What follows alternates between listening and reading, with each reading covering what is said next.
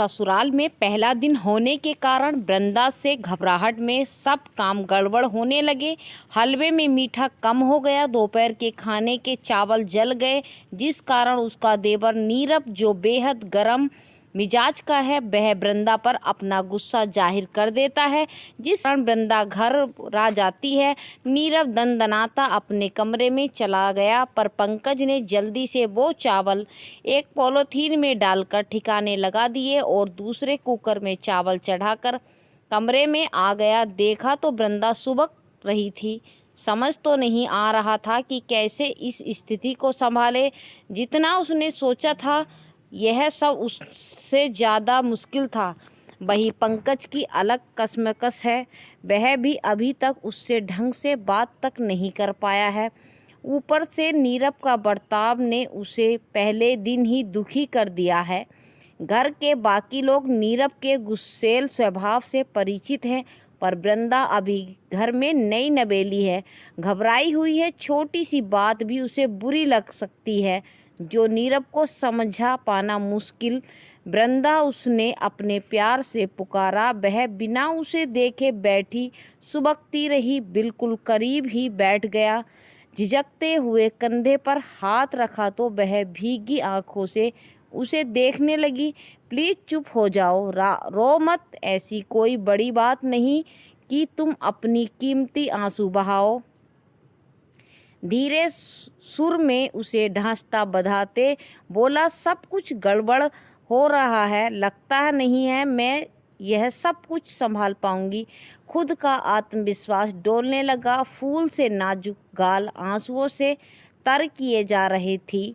पंकज खुद ही उन्हें साफ करने लगा। कुछ भी नहीं हुआ है, सब ठीक है, नई जगह पर यह सब होता है, इसमें घबराने जैसा कुछ भी नहीं है। उसने उसे ढांसा बंधाते हुए कहा, आप मुझे मेरे घर छोड़ दो, मैं यहाँ नहीं रहूँगी। वृंदा आतुरता हो कह रही थी। जो कुछ ससुराल में पहले दिन उसके साथ हो रहा था, उसकी कल्पना किसी भी नई नवेली दुल्हन के लिए भयावह है। वृंदा के साथ जो यह सब घटित हो रहा था, बेहद घबरा गई है। ये क्या कह रही हो? मैं ब्याह नहीं करना चाहती थी, मुझे कोई भी काम अच्छे से नहीं आता, किसी ने मेरी बात नहीं मानी, ज़बरदस्ती मेरी शादी कर दी। वह दोनों हाथों में आंसू साफ करती हुई बोली, चुप हो जाओ, ऐसी बातें करना बंद करो, मेरी तरफ देखो। वह उसकी तरफ देखने लगी। कुछ भी नहीं हुआ ऐसा कि तुम रोने लगी, यह सब नॉर्मल है, पंकज ने उसे समझाते हुए कहा। सब लोग क्या सोचेंगे मेरे बारे में कि मुझे कोई काम नहीं आता? कोई कुछ नहीं सोचेगा, ना तुम्हें कोई कुछ बोलेगा, पंकज ने उसे आश्वस्त करते हुए कहा। मुझे कोई काम ढंग से नहीं आता। अब वृंदा का खुद पर आत्मविश्वास डगमगाने लगा। किसने कहा कि तुम्हें काम नहीं आता? सुबह इतना अच्छा हलवा बनाया था, अभी सब्जी और राजमा बहुत अच्छे बनाए हैं, चावल गल गए तो क्या हो गया? सब एक दिन में परफेक्ट नहीं बन जाते, धीरे धीरे सब सीख जाओगी। रही बात नीरव की, तो उसकी बातों को दिल से लगाने की ज़रूरत नहीं है।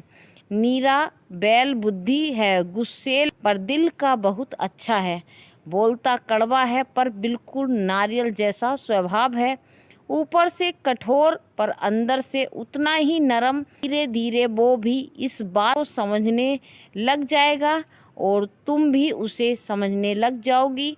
अभी उसे पता नहीं है कि किसी से कैसे बात करनी है। पंकज ने नीरव का बचाव करते हुए कहा, चलो अब उठो, किचन में चलो, सब आने वाले हैं, खाना लगा दो। पर चावल तो जल गए हैं। पंकज के कहने पर उसे ध्यान आया तो वह अब और अधिक घबरा गई। कुछ भी नहीं हुआ है, आ जाओ। वह उसका हाथ पकड़कर अपने साथ किचन में ले गया तो देखा चावल भी बन गए थे, जले हुए चावल भी साफ कर दिए थे। ये किसने किया? वृंदा ने उसे हैरानी से देखा। मैंने कर दिया, और नीरव को भी बोल दिया है कि वो इस बारे में किसी से कुछ भी बात ना करे, ये समझो कुछ हुआ ही नहीं। पंकज ने वृंदा की घबराहट कम करने की कोशिश की तो अब वह कुछ शांत हुई। पंकज ने समझदारी से सब कुछ इस तरह से समझाया कि अब वृंदा थोड़ा सहज हो गई।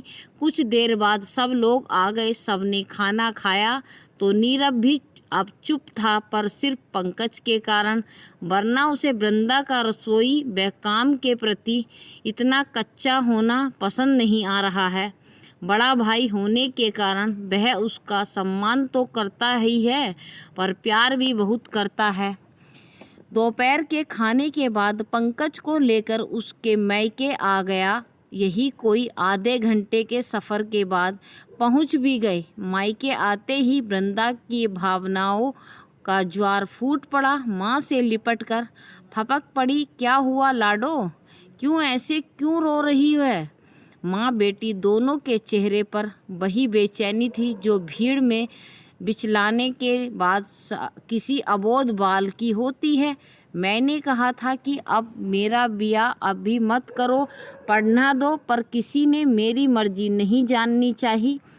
आप सबको मैं बोझ लगने लगी थी, इसीलिए इतनी जल्दी ब्याह कर दूसरे घर भेज दिया। वृंदा की शिकायत पर माँ का चेहरा तमा गया। कुछ कहा किसी ने? दामाद जी से शिकायत है या ब्याह में कोई कमी रह गई? बेटी के इस तरह रोने पर माँ का मन सभी संभावनाओं पर विचार कर सिहर गया। आंखों में आंसू छलछला आए। वो भी बेबस थी। इस समाज के बनाए नियमों से पाल पोस कर अपने बच्चे को किसी और के हवाले इस तरह कर देना कि जो भी उसके साथ होगा वह उसकी नियति होगी, बड़ा अजीब नियम है, पर सदा से होता आया है। तो अब वृंदा के साथ हुआ कुछ नया तो ना था, पर शादी से पहले दिन आँखों में रंगीन सपनों की चमक की जगह आंसू देख बेअशांत जरूर हो गई। जब तक बेटी ससुराल में खुश नहीं रहेगी, भला माँ बाप को कहाँ सुकून मिले होगा। उससे पहले दिन ही गड़बड़ हो गई। पूछने पर वृंदा ने बताया, क्या हुआ? चावल जल गए, उन्होंने आज ही तुझसे खाना बनवा लिया। माँ ने हैरानी से पूछा। उसने सुबह से घटित सारी बात बता दी।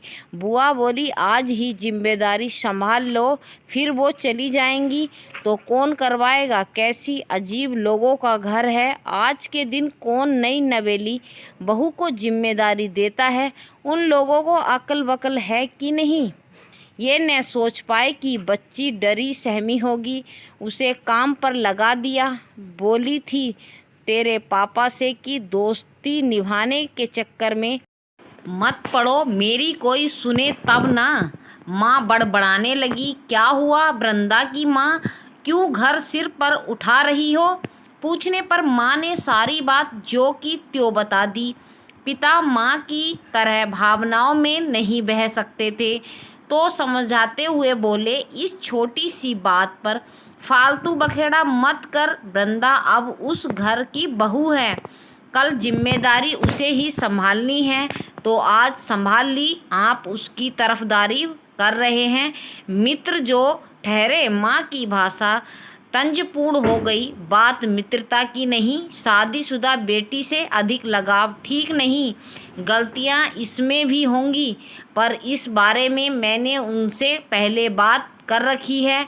अगर ढंग से रहेगी तो इसे वहाँ कोई तकलीफ नहीं होगा।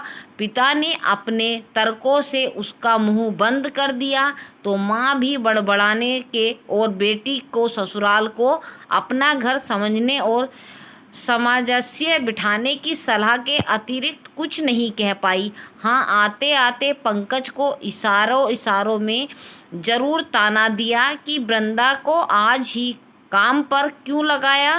पंकज चुप था, कुछ नहीं बोला। बोले भी क्या? अपने घर की स्थिति से वो भी अनजान नहीं, पर उसे डर था कहीं वृंदा यहीं रुकने की जिद ना करे।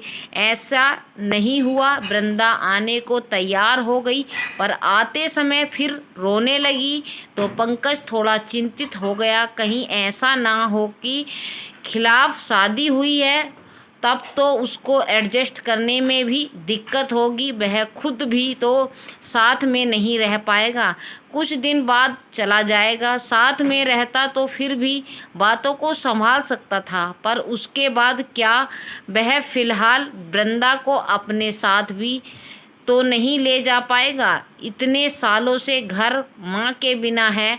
पिता ने माँ और बाप दोनों का प्यार देकर उनकी परवरिश की है, अब उन्हें भी तो कुछ सुख मिलना चाहिए। वह वृंदा को साथ में ले जाने की इच्छा जताएगा तो बेमाना तो नहीं करेंगे, पर इस घर को भी तो एक औरत की ज़रूरत है, तो इसे घर बना सके। इसीलिए उसे पहले वृंदा से ही इस बारे में अच्छे से बात कर लेनी चाहिए, ताकि वह भी इस बात की गंभीरता को समझे।